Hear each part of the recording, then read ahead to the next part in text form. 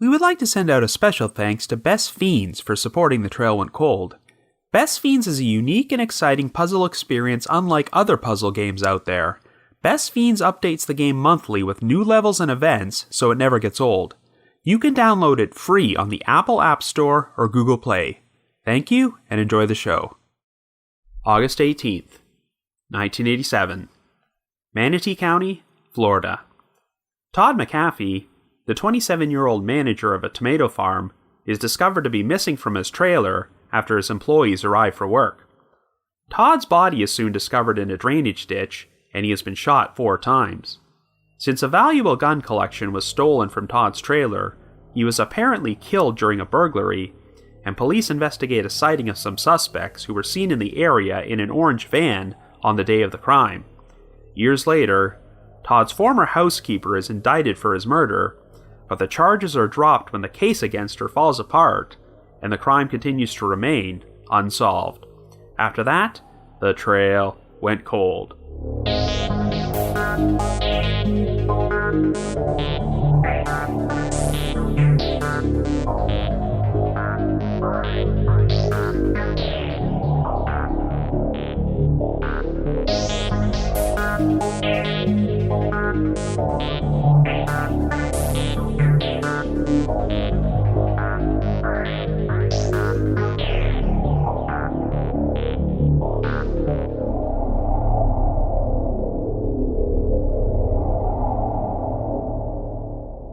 Hello everyone, and welcome to our latest episode of The Trail Went Cold. I'm your host Robin Warder, and today we're going to tackle a cold case which was featured on one of the rarest segments of Unsolved Mysteries, the 1987 murder of Todd McAfee. Todd ran a tomato farm in rural Florida before he was shot to death during an apparent burglary of his trailer. Todd's former housekeeper was eventually charged with his murder after she allegedly confessed her involvement in the crime to a jailhouse informant, but the charges would be dropped after the informant recanted his story. The case would be featured on an episode of Unsolved Mysteries in September of 1989, but as far as I can tell, the segment only aired on television once, though this may have been due to logistical reasons, not because there was anything wrong with the segment. During the summer season, Unsolved Mysteries would occasionally film brand new segments to insert into their reruns, and that's exactly what happened with the Todd McAfee case, as it aired during an episode featuring segments which had already aired before. The only problem is that some of these exclusive rerun segments were almost completely forgotten about and rarely, if ever, aired again. The McAfee segment is currently not available for viewing on Amazon Prime, and it would be decades before I actually saw it. But over the past year, the segment has been uploaded to YouTube, so I thought I would cover it on the podcast since it's a pretty intriguing case which is still unsolved to this day. Anyway, once I'm done discussing Todd's murder, I'm also going to take an opportunity to talk about another cold case from Florida, which I consider to be one of the most baffling stories ever featured on Unsolved Mysteries. It involves a young man named Tim Molnar, who went missing from his hometown of Daytona Beach before his remains were discovered over 1,200 miles away in rural Wisconsin. Unfortunately, there's very little information available out there about this case, but it's so bizarre that I've been itching to talk about it for a long time, and will do so near the end of this episode. However, before we get started, just a quick reminder that The Trail Went Cold is a weekly podcast, which is currently available for download on several platforms, including iTunes, Stitcher, Google Play Music, and Spotify. So if you like this podcast, be sure to subscribe to it, and please leave us a rating or review on any of those sites to help spread the word and garner us more exposure. The Trail Went Cold is on Patreon, so if you would like to learn how to support the show, please visit our page at patreon.com/thetrailwentcold.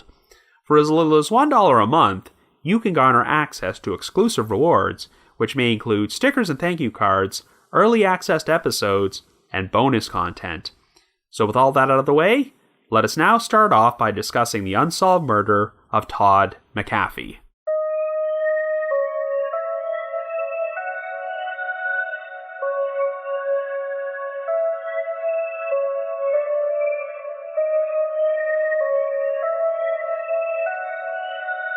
Our story begins in Florida in 1987.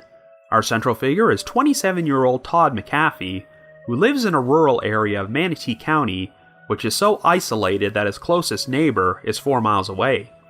Before moving to Florida, Todd grew up in a farming family, graduated from Louisiana Tech University with a degree in agribusiness. He was hoping to pursue a successful career in corporate agriculture, and during the summer of 1986, he got a job managing a tomato farm for the Bonita Packing Company, which involved supervising a crew of laborers. The 100-acre farm was located off State Road 70, and Todd lived and worked inside a company trailer on the property.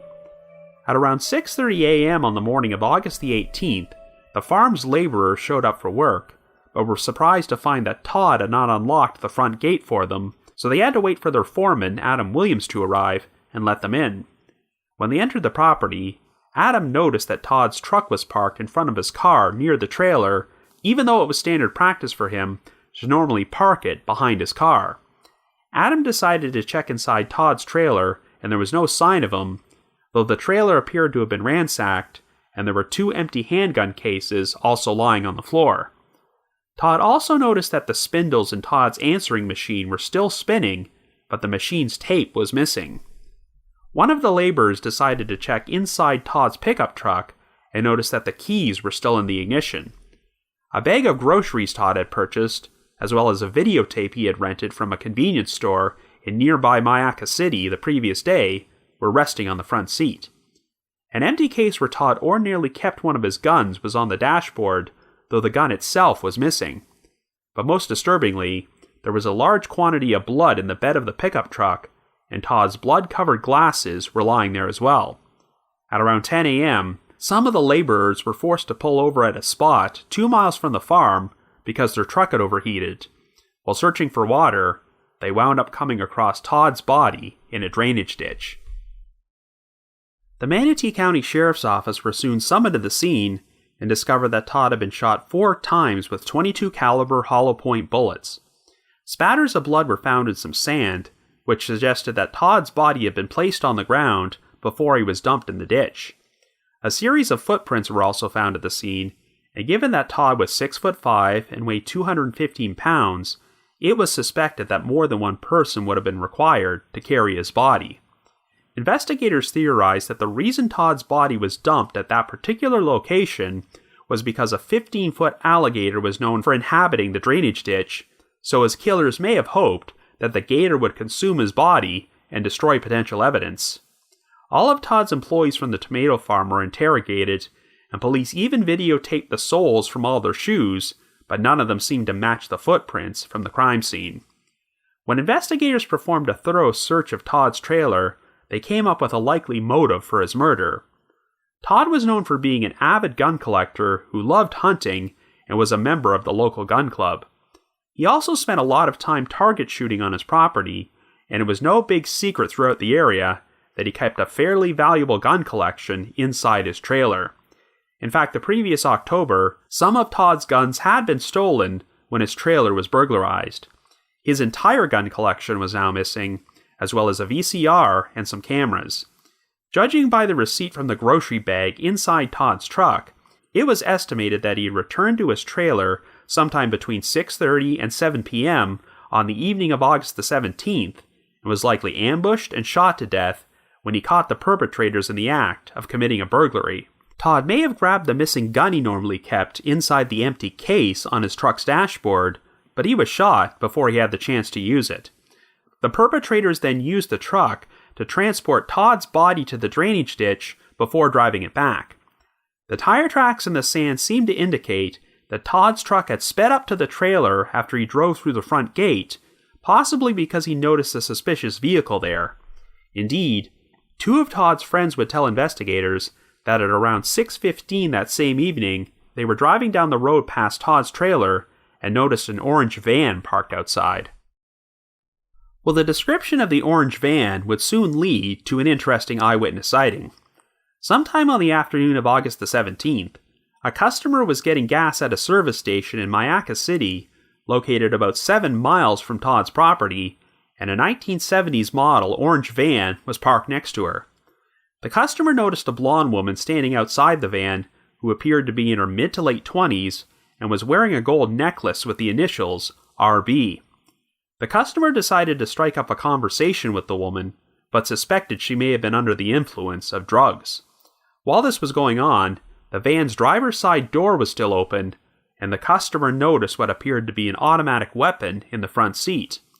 It wasn't long before a man who appeared to be in his 30s and had a tattoo of an eagle on his left arm exited the gas station's convenience store and slammed the van door shut. He became angry when he saw that his female companion was having a conversation and struck her repeatedly while yelling, "What are you trying to do? Get us in trouble?"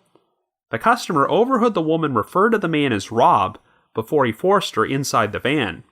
A second man exited the store, while the first man yelled what sounded like, "Get in the van, runt," before he climbed inside as well, and the van drove away. The customer would later be placed under hypnosis so she could provide more detailed descriptions of the two men, the woman, and the van.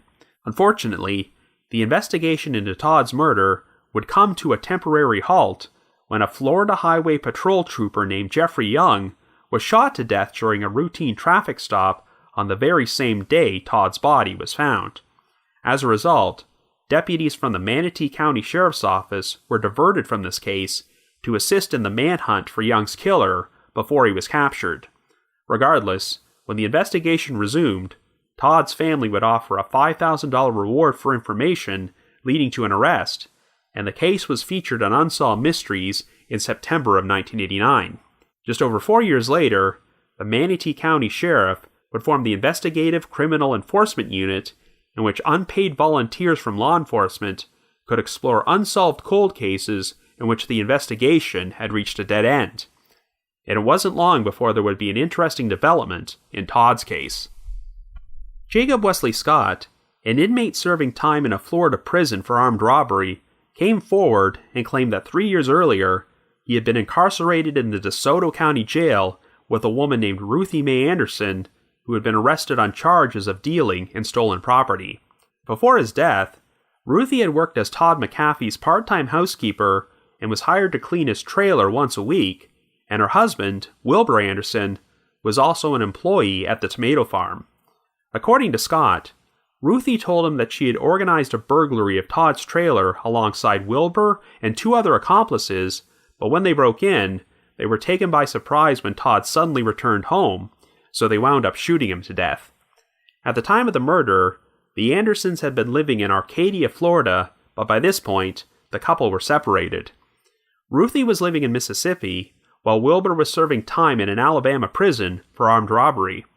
Around the same time period, another man was arrested in Arcadia with a .30 caliber Plainfield semi-automatic rifle in his possession. It turned out this was one of the guns which was stolen from Todd's trailer, and the man would claim that it had been sold to him by Wilbur Anderson. Investigators would also locate an orange van in a Mississippi junkyard, which matched the description of the van seen outside Todd's trailer, and while it could not be conclusively proven that the van was used in the crime, the junkyard owner also claimed that Wilbur sold it to him. Based on this new evidence, as well as Jacob Wesley Scott's story, Ruthie Mae Anderson was charged with first-degree murder and arrested in Mississippi in October of 1994. Ruthie was extradited back to Manatee County, where she would be indicted by a grand jury. However, the case against Ruthie wasn't particularly strong, as ballistics tests could not link any of the recovered guns to the murder weapon that shot Todd. The media would publish the descriptions and serial numbers for 5 guns which had been stolen from Todd's trailer and were still missing, but they could not be found or linked to Ruthie. Her trial was scheduled to begin in July of 1995, but Jacob Wesley Scott eventually decided to recant his story. This wound up putting a major dent into the case against Ruthie, so the murder charge was dropped, and she was released from custody and returned to Mississippi. Wilbur Anderson was never charged in relation to this case, and he would be released from prison on the armed robbery charge in 1996.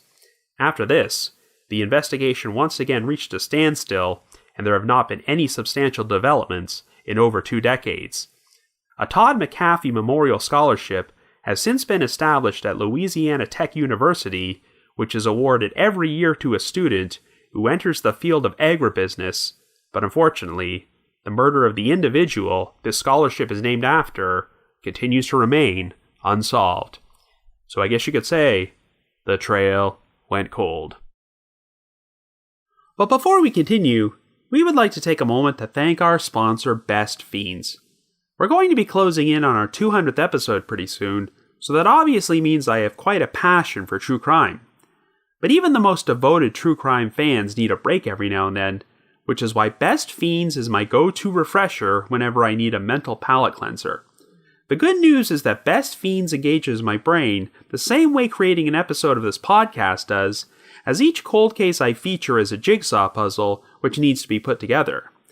Best Fiends is similar in that it contains a story which involves solving challenging puzzles that really engage your brain.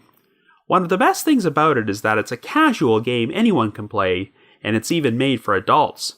You can spend as much or as little time as you'd like in the game. Most of the characters are cute bugs, while the antagonists are not so cute slugs. In addition to the challenging and fun puzzles, Best Fiends also has a vibrant and colorful visual design, and because it does not require internet to play, it is great for traveling and a very handy companion during my bus and train commutes to my day job. I've been playing the game for months now, and keep attaining higher levels, but one of Best Fiends' best qualities is that it updates the game monthly with new levels and events, so it never gets old. So engage your brain with fun puzzles and collect tons of cute characters too. Trust me, with over 100 million downloads, this 5-star rated mobile puzzle game is a must-play. So download Best Fiends free on the Apple App Store or Google Play. That's friends without the R, Best Fiends. Thank you, and enjoy the rest of the episode.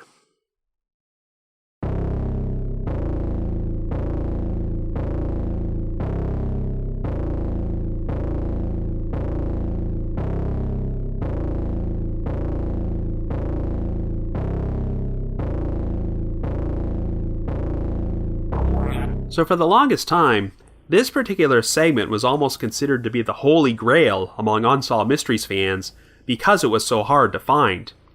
If you visit the Unsolved Mysteries message board at the Sitcoms Online forum, you'll see a number of old posts from aficionados who were trying to track down a copy. Like I mentioned earlier, the main reason this segment is so obscure is because it didn't air within a regular episode, as the show put together a new segment during the summer break and inserted it into a rerun which aired in September, alongside segments which had already previously aired. Believe it or not, they actually did the same thing for one of the most memorable segments ever featured on the show, the Mike Reamer-Diana Robertson case, which was also originally featured in a rerun that aired the week before the Todd McAfee segment. This might be the reason the Reamer-Robertson segment is currently not available for viewing on Amazon Prime or YouTube, as it was never featured as part of a full-fledged new episode, though it was aired a lot during syndication. But the Todd McAfee segment just faded into a complete obscurity, and I never even saw it until it suddenly appeared on YouTube nearly 3 decades later, though it goes without saying that it is not part of FilmRise's official Unsolved Mysteries YouTube channel. And here's one more amusing piece of trivia. You probably know that Unsolved Mysteries often like to air a montage of random clips from their segments during the opening credits of the show. You might notice that during their earlier seasons, they often featured a brief shot of a guy firing an automatic rifle at someone, and for the longest time, I could not figure out where that clip originated from. But when I finally watched the Todd McAfee segment, and one of the reenactments featured that same guy firing an automatic rifle at Todd, it was a major aha moment for me. So it's pretty ironic that the show used a clip from one of their most obscure, rarely aired segments as part of their opening montage. Anyway, now let's start talking about the case itself. The theory investigators had about Todd McAfee's murder is a very logical one. He lived out in his trailer on a remote farm in the middle of nowhere, which would make him an ideal target for a burglary, and it was apparently common knowledge throughout the community that he owned a valuable gun collection. So it would make perfect sense if Todd surprised some burglars when he arrived home, and they wound up shooting him and using his truck to transport his body to the drainage ditch. They then returned the truck to the property and used their own vehicle, likely an orange van, to flee the scene. This would explain why Todd's truck was not parked in its usual spot when his employees showed up for work the following morning. By the way, I know it's way too easy to crack jokes at the Sunshine State's expense, but dumping Todd's body in that particular ditch because a 15-foot alligator was known to frequent there is probably the most Florida thing ever. It's probably a stroke of luck that the laborer's truck overheated near that location, because otherwise, the alligator may have destroyed all the evidence before Todd was found. One of the oddest details about this crime is the fact that the tape from Todd's answering machine was stolen. The theory pushed forward by investigators is that the person responsible for the crime may have left a message on the machine shortly before Todd was murdered and decided to get rid of the tape to destroy a recording of their voice. If true, this would lend credence to the idea that Todd knew his killer, and of course years later, his part-time housekeeper, Ruthie Mae Anderson, would be indicted for his murder. So could her voice have been on that tape? If Ruthie often visited Todd's trailer to clean it, then it's reasonable to assume that she would have known what kind of valuables he kept in there and had a pretty good idea of when he would be away from his property so that she could organize a burglary.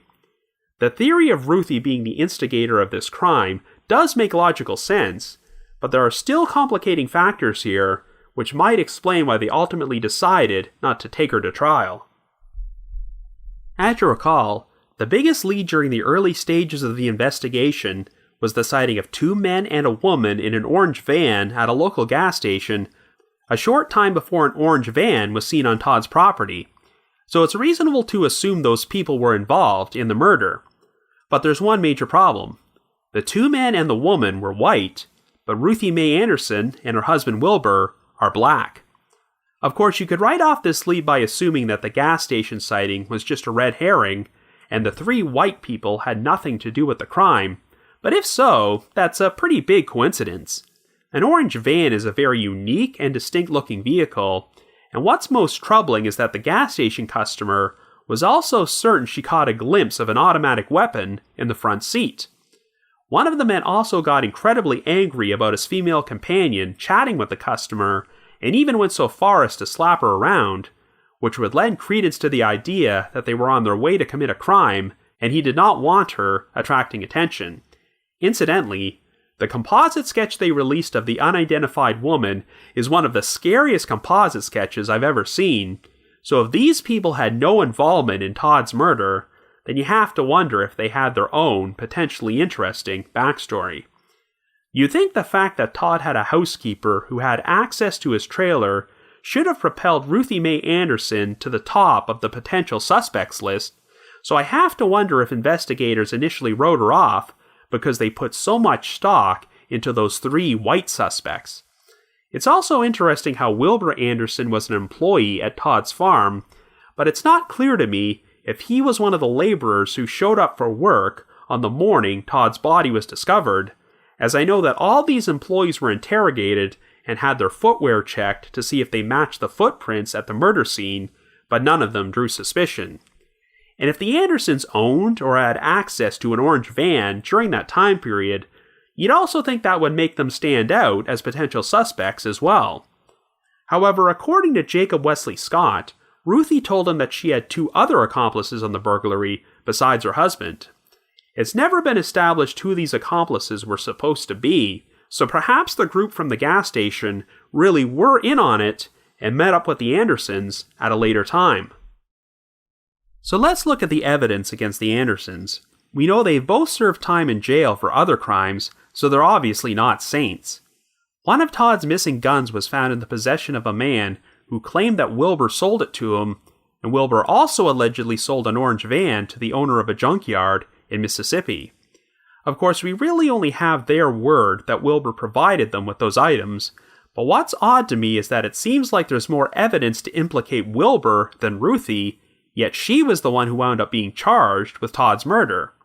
As far as I can tell, the only real evidence against Ruthie was the testimony of a jailhouse informant, Jacob Wesley Scott, who claimed that she confessed to her role in Todd's murder while they were incarcerated together. It sounds like Scott did not get any deals or special treatment from the authorities for coming forward with his story, and they say he only did so because he wanted to help. But the problem is that the testimony of jailhouse informants can be very unreliable, and is something which has led to the conviction of a number of innocent people. Let's face it, these informants are convicted criminals, and while I'm not saying that every single one of them is lying when they share these stories, it also helps to have other corroborating evidence if you're going to use that testimony to prosecute someone. If their testimony is pretty much the crux of the entire case, then that's a huge red flag, and sure enough, when Scott decided to recant his entire story before Ruthie went to trial, the case fell apart. Scott's reasons for doing this are unknown, but without his testimony, they had no choice but to drop the murder charge because there was almost nothing else to implicate Ruthie. I think investigators were hoping they could track down some of Todd's other missing guns and link them to Ruthie, but they never did, so if you'll pardon the pun, they really lacked that smoking gun against her. Now, in spite of my reservations about the case against them, I'm not saying that I believe that Ruthie and Wilbur are innocent. I definitely believe Todd was killed during a botched burglary, and given the circumstances, the Andersons are pretty solid suspects, but there's just not that much evidence against them. And ever since the murder charge against Ruthie was dropped, it seems like the investigation has hit a brick wall. I still wouldn't completely rule out the sighting of the two men and the woman in the orange van, and even if Ruthie and Wilbur were still involved, those people could have been their accomplices. The main reason it's frustrating that the Unsolved Mysteries segment is so hard to find is because this is still an unsolved cold case, and if more people got the opportunity to watch the segment, someone might come forward with a key piece of information. So if you happen to have any information on the unsolved murder of Todd McAfee, please contact the Manatee County Sheriff's Office at 941-747-3011. That's 941-747-3011. So now let's move on and take some time to talk about the Tim Molnar case. In 1984, Tim Molnar was 19 years old and lived in Daytona Beach, Florida with his parents, Michael and Helen Molnar, and was an aeronautical mechanics student at Embry-Riddle Aeronautical University. On the morning of January the 24th, Tim climbed into his 1969 Dodge Dart and drove his 14-year-old brother Frank to school. After dropping Frank off, Tim briefly returned home in order to pick up his 10-speed bicycle and place it inside his trunk. Tim was scheduled to head to the university to attend class that morning, but as far as anyone can tell, he never showed up, and when he failed to return home that night, his family reported him missing to the police. The following evening, the Molnars received a phone call at their residence where they could hear nothing but static on the line before the call ended, so they wondered if the caller might have been Tim trying to reach them. 3 weeks later, Tim's parents received a credit card statement which showed that their card had been used to purchase gas at a service station in Lake City on the same day Tim disappeared. Lake City was located nearly 150 miles northwest of Daytona Beach, but Helen Molnar traveled all the way to the service station to speak with the attendant. When shown Tim's photograph, the attendant seemed to remember him because of his Dodge Dart, and he recalled that Tim was driving alone. Another 4 months passed before the Molnars were surprised to receive a letter from a towing company in Atlanta, Georgia, which stated that Tim's abandoned Dodge Dart was found in a parking lot on January the 30th, 6 days after he originally went missing, and had been in the impound yard ever since. When the Molnars traveled the 430 miles to Atlanta to pick up the car, they discovered that Tim's wallet was still inside. While all of the money had been emptied out, Tim's identification, including his driver's license and credit card, were left behind. Some of the more expensive items that Tim ordinarily kept in the car were missing, such as a tool set and a stereo system he had received for Christmas and personally installed. The 10-speed bicycle Tim placed in his trunk the last time he was seen was also gone. Since the vehicle was abandoned in a parking lot located only a block away from the Greyhound bus terminal, this created speculation that Tim had disappeared voluntarily and hopped on a bus to travel elsewhere and start a new life. Indeed, Shortly before he left, Tim withdrew all but $10 from his savings account, though he left all of his clothes and personal possessions at home.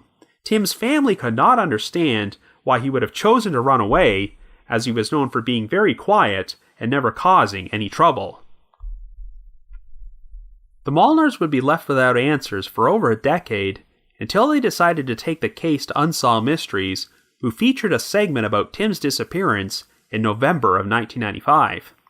In an ironic turn of events, only a few days after Tim went missing, a relative of his passed away and made Tim an heir to their $50,000 estate. If Tim was alive, he would still be entitled to that money, so his family held out hope that Tim might find out about his inheritance by watching the Unsolved Mysteries segment and feel compelled to come forward.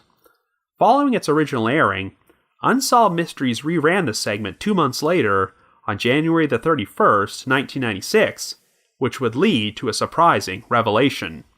After watching the episode, a viewer named Stephen called the Unsolved Mysteries Telecenter and shared a story about having come across the skeletal remains of an unidentified male nearly a decade earlier.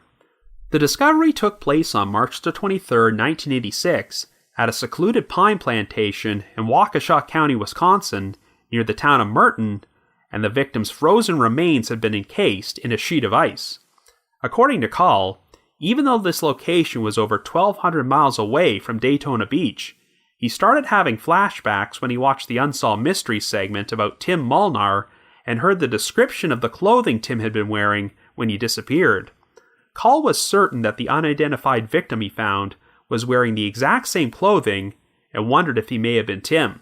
Well, this tip would be shared with the Waukesha County Medical Examiner's Office, who had buried the unidentified victim in a local cemetery as a John Doe.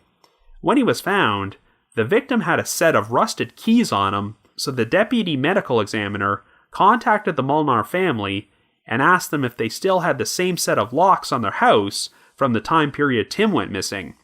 The Molnars had not changed their lock at all, so Helen mailed a copy of her house key to the medical examiner's office, and believe it or not, it wound up matching one of the keys found on the victim.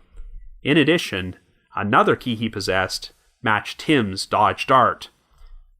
The deputy medical examiner then asked for DNA samples from the Molnars, and sure enough, they wound up matching the John Doe, and he was positively identified as Tim. Tim's body was transported back to Daytona Beach, so his family held a memorial service for him and were finally able to give him a proper burial. But even though Tim was no longer a missing person, there were a ton of unanswered questions. Tim's exact cause of death could not be determined, and there were no signs of obvious trauma to conclusively establish that foul play had taken place. However, the part which no one could figure out is how Tim traveled all the way from Florida to Wisconsin and why he went there to begin with. Unfortunately, these questions are still unanswered, and the exact circumstances of Tim Molnar's death remain a perplexing mystery. So I guess you could say the trail went cold.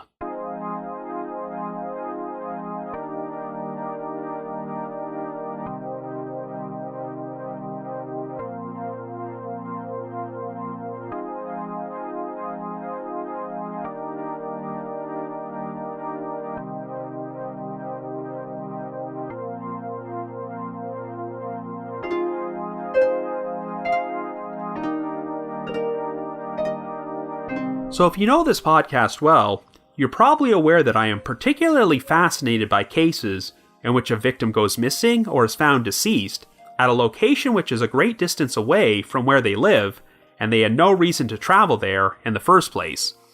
Well, Tim Molnar's case is definitely one of the most bizarre examples of that.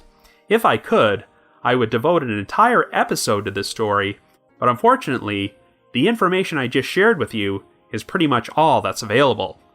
The Unsolved Mysteries segment was less than 5 minutes long, but even though Tim had been missing for over a decade by that point, you can understand why they elected to air it.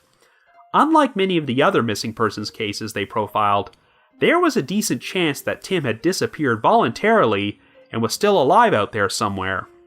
The reason the segment put so much emphasis on the $50,000 inheritance Tim was entitled to receive was because there was hope he might feel compelled to resurface and contact his family if he knew he had a lot of money coming his way. But instead, this led to one of the most astonishing viewer tips in the show's history. I mean, if a guy phones in and says he believes that Tim might be an unidentified skeleton found on the opposite end of the country 1 decade earlier because they happen to be wearing the same clothing, there's a good reason to be skeptical. Yet remarkably, this tip wound up panning out. I still can't believe Stephen Cull remembered the clothes the victim was wearing, but I guess finding a skeleton is such a vivid experience that details like that will stick with you. Since Tim's remains were found in Wisconsin over 1,200 miles away from his home, this did lend credence to the idea that he took off on his own in order to start a new life. I know his family has always maintained that they could not understand why Tim would do this, but either they're withholding key information or there was just something going on inside Tim's head which they did not know about. They described him as a quiet, sensitive individual, so there may have been something that just made him feel like he needed to get away from everything. There is a lot to suggest that Tim was planning a getaway, as he emptied out most of the money from his bank account, left his identification behind in his car, and possibly sold off some valuable items, such as his car stereo, tool set, and bicycle, to help finance his getaway. Since the car was abandoned near a Greyhound terminal in Atlanta, it's reasonable to assume that Tim drove there of his own volition before hopping on a bus which took him all the way to Wisconsin. But that still doesn't shed any light on how he ultimately wound up dead. Tim's skeletal remains were not found until March of 1986, over 2 years after he went missing, but there's no way to determine how long he had been dead by that point. Since he was apparently found in the same clothing he was wearing at the time he vanished, this suggests that Tim died a short time after leaving Daytona Beach, especially when you consider that he didn't take any other clothing with him. But of course, even though Tim's remains were found encased in a sheet of ice, they obviously would not have been frozen that way during the summers of 1984 and 1985. So this means that either Tim's remains went undiscovered that entire time, which is certainly possible since it sounds like this was a pretty remote location, or he was actually still alive for a while after he abandoned his car in Atlanta. Remember, the idea that Tim traveled on a bus from Atlanta to Wisconsin is just an assumption. For all we know, he could have traveled elsewhere and went to Wisconsin at a later time. I still wonder if Stephen Cull was accurate when he claimed the skeleton had on the exact same clothes Tim was wearing on the day he disappeared. He may have misremembered things a bit, but it was just pure happenstance that his hunch paid off and the victim turned out to be Tim. However, Tim did leave the rest of his clothing behind at home, so perhaps he never bothered to bring a change of clothes along with him because he was planning to end his life. While it might seem weird that someone would travel over 1,200 miles to the opposite end of the country to stage an elaborate suicide, this sort of thing is not unprecedented. One of the most memorable cases ever featured on Unsolved Mysteries was the disappearance of Gail Delano, who vanished after her abandoned car was found outside a restaurant in Brunswick, Maine, but it would later turn out that she traveled over 1,500 miles to Mobile, Alabama, in order to check into a hotel room under a fake name before she took her own life via an overdose. It seems obvious that Gail attempted to arrange things so that her family would never find out what happened to her, and while her actions may not make logical sense, you can never truly know what's going on inside the head of a suicidal person. In Tim's case, it's possible he may have done the exact same thing, and that he only drained his bank account and sold off some items so that he would have just enough money to travel to another state and end his life in a remote area. That might explain why after dropping his brother off at school on the morning he disappeared, Tim took a special trip back home to put his bicycle into his trunk, because he may have realized that he could make additional cash by selling it. If Tim was legitimately planning to go somewhere and start a new life, it is odd that he didn't also attempt to sell his car as well, instead of just abandoning it, since that would have given him even more money to pull this off. There are definitely a lot of weird contradictions here, as leaving his identification behind suggests that Tim had no intention of ever coming back, yet he still had his house and car keys in his possession when his remains were found. Of course, the key difference between Tim's disappearance and the Gail Delano case is that Gail had a very well-documented history of clinical depression, whereas we really don't know anything about Tim's mental state at the time he disappeared. If Tim was legitimately traveling elsewhere to start a new life, he could have gotten in way over his head and died of exposure, as we are talking about a Florida resident attempting to navigate rural Wisconsin in the middle of January. But it's also possible that Jim crossed paths with the wrong person on the trip, who subsequently murdered him. The location Tim's remains were found was about a half-hour's drive outside Milwaukee, so hypothetically, if Tim got on a bus in Atlanta and traveled to Milwaukee, he could have hitched a ride with someone who did him harm and dumped his body in a remote area. Since there were no obvious signs of trauma on Tim's remains and his exact cause of death could not be determined, there really isn't any evidence which points to one particular theory about how he died. However, I do have to make mention of a very interesting post which popped up on a subreddit about Unsolved Mysteries cases last year. The poster, who went by the username Tim Molnar's Revenge, claims they have family in Wisconsin who have pointed suspicion towards a former acquaintance of their uncle. I won't repeat the suspect's name here, but he has spent time in prison for second-degree sexual assault against a child, and according to the poster, he lived near the area where Tim's remains were found and often let young male drifters crash there. This man would also spend his winters in Florida and had his own plane, and given that Tim was studying to be an aeronautical mechanic, could the suspects have crossed paths with Tim in Florida in January of 1984 and somehow convinced him to travel to Wisconsin, where he was subsequently murdered? Well, this whole scenario is nothing more than pure speculation, and it doesn't account for some of the stranger details in this case, such as Tim's abandoned car being found in Atlanta, but the poster said they did share this tip with law enforcement, so we'll see if anything comes out of it. I certainly don't rule out the possibility that Tim crossed paths with this guy, but part of me leans towards the idea that Tim made the trip to Wisconsin of his own volition for reasons we'll never understand because something was going on in his mind at that time. So while Tim could have been the victim of foul play, if his death was the result of suicide, an accident, or simply dying of exposure, I wouldn't be the least bit surprised. After over a decade of not knowing what happened to him, at least the Molnar family were able to bring Tim home and give him a proper burial, though I can't imagine how frustrating it still must have been for them to have no answers about what Tim was doing in Wisconsin or how he died. So if you happen to have any additional information on what happened to Tim Molnar, please do what that aforementioned Reddit poster did and contact the appropriate authorities. But if you just have your own thoughts about either of these cases I've covered today, feel free to leave me a comment or send me an email to robin.warder@icloud.com. That's robin.warder@icloud.com. Another reminder that The Trail Went Cold is on Patreon, so please visit patreon.com/thetrailwentcold to learn how you can support our podcast and become eligible for some pretty neat rewards.